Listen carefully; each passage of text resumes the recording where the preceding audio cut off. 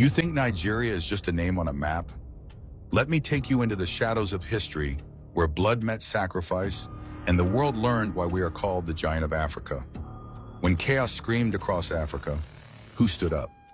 Nigeria did, when the Italians stormed Ethiopia and Kenya, intending to rewrite Africa's destiny.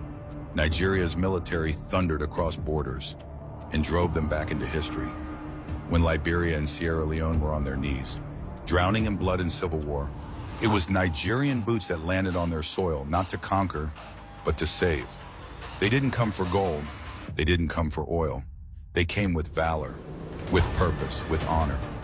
They restored life, rebuilt governments, trained armies, and then they walked away.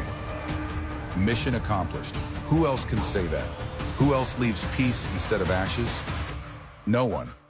Only Nigeria.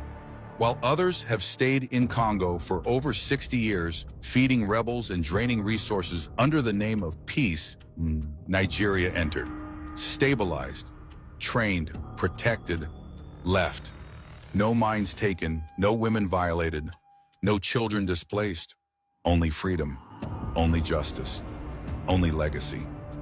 And when Mandela was behind bars, who fought from outside the prison walls? Who hosted him in 1962 and stood by until South Africa could breathe again in '94? Nigeria did. $61 billion. That's what Nigeria spent rescuing African nations. Not for gain, but for duty.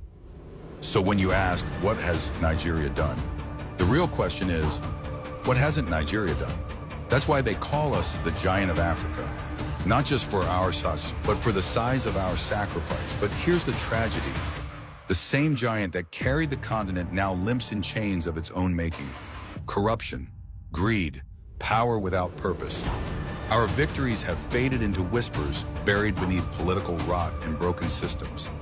The giant didn't fall in battle. It fell from within.